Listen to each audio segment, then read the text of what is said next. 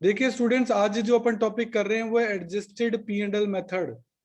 Cash budget का ये भी एक तरीका होता है। बेसिकली एक तरीके से कैश फ्लो का टॉपिक है।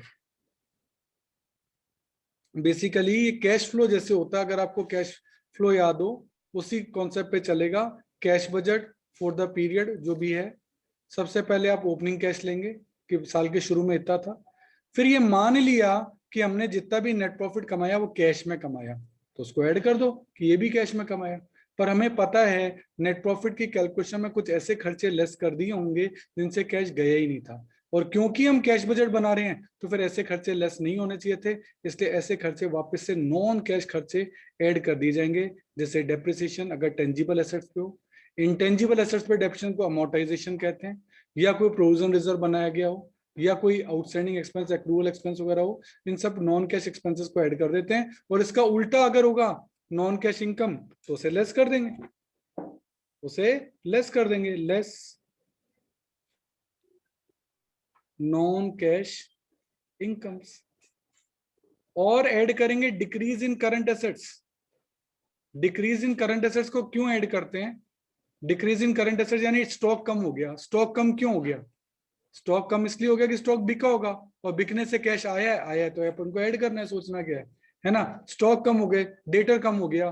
डेटर कम क्यों हो गए? उन्होंने पैसा दे दिया, उनसे भी कैश आया है। कैसे? Increase in current liability. ये सारा का सारा आपका कैश फ्लो वाले पे चल रहा है, जहां आप क्या करते थे, ऐड करते थे डिक्रीज इन वर्किंग कैपिटल और लेस करते थे इंक्रीज इन वर्किंग कैपिटल। उस थीम पर चल रहा है ये। अब डिक्रीज इन वर्किंग कैपिटल किससे होता है? जब करंट एसेट्स कम हो जाएं या लायबिलिटी बढ़ जाए।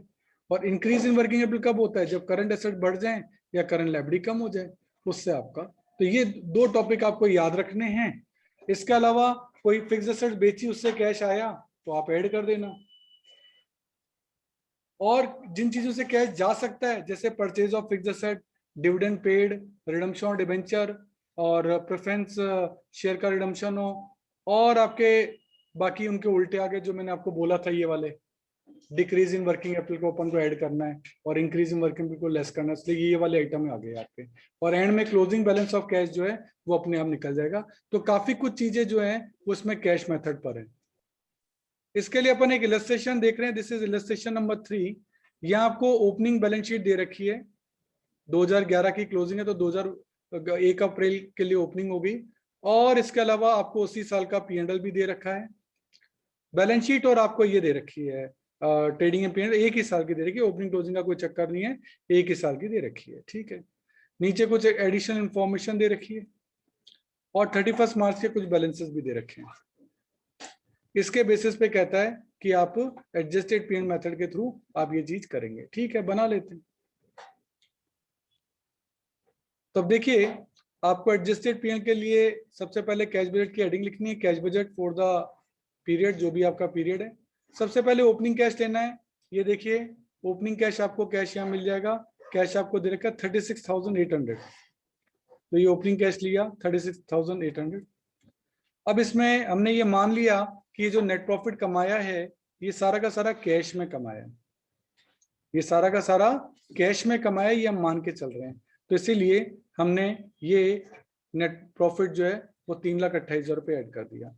पर हम जानते हैं कि इस प्रॉफिट को जो हमने कैश में कमाया है, क्या सारा कैश में कमाया है? कि नहीं सर, कुछ खर्चे ऐसे थे जो नॉन कैश थे। तो अब नॉन कैश खर्चे देखो कौन कौन से हैं। एक तो एक्यूमुलेटेड डेप्रिसिएशन,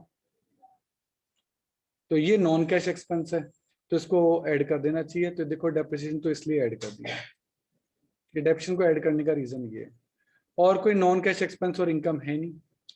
अब ऐड करेंगे अपन। अब कुछ इंफॉर्मेशन नीचे आपको दे रखी है, उनसे कैश कुछ आए गए हैं। जैसे नया प्लांट 1,60,000 का परचेज किया, तो इससे 1,60,000 रुपये कैश गया, तो चेक करो लेस में आएगा परचेज ऑफ प्लांट 1,60,000। और क्या का है, an old machine costing 120 and accumulated डेप्शन 84 was sold for 20 का कैश आया, एसेट्स को बेचा तो 20 का कैश आया होगा। ये देखो सेल ऑफ प्लांट 20,000। और क्या क्या है, investment costing 20 were sold for 24,000 में बेचा तो कैश आया, तो सेल ऑफ इन्वेस्टमेंट 24। और क्या क्या है, और आपको कहता है कि डेटर जो है 166,400 हो गए। अब पहले डेटर कितने थे? 98। तो डेटर बढ़ गए, डेटर बढ़ गए तो इसका मतलब अब इंक्रीज इन डेटर हो गया। और इंक्रीज इन डेटर मैंने कहा था करंट एसेट बढ़ जाए तो कम करते हैं, तो ये देखो इंक्रीज इन डेटर आपने लेस किए हैं। और क्या कहा है? स्टॉक 185 हो गया, पहले कितना था स्टॉक? 123, और अब हो गया 185, तो बढ़ गया, तो ये भी लेस होगा, करंट एसेट बढ़ गई है। तो देखो इंक्रीज इन स्टॉक भी जितना बढ़ गया उतना लेस करेंगे। और क्या है? क्रेडिटर 2 लाख हो गए, क्रेडिटर पहले कितने थे? क्रेडिटर भी बढ़ गए, करंट लायबिलिटी बढ़ गई, करंट लायबिलिटी को बढ़ना अपन क्या करते थे? ऐड करते थे, increase in creditor 65,400। Debenture 1 lakh के हो गए, डिवेंचर पहले कितने के थे? डिवेंचर पहले थे 147 के, अब हो गए 1 लाख के, यानी कम हो गए। रिडम्पशन हो गया, रिडम्पशन हो गया यानी पैसा गया, तो 47,000 के डिवेंचर लेस होंगे क्योंकि पैसा गया है। और इक्विटी शेयर तो इशू ही कर दिए गए 1 लाख के, तो फिर तो 1 लाख का कैश आया है। तो ये देखो issue of share capital 1 lakh यहाँ दिखाया। लो जी, इतने आइटम तो आपके हो गए। और देखो P&L में और कोई आइटम हो? देखो ये नेट प्रॉफिट तो हमने ले लिया था।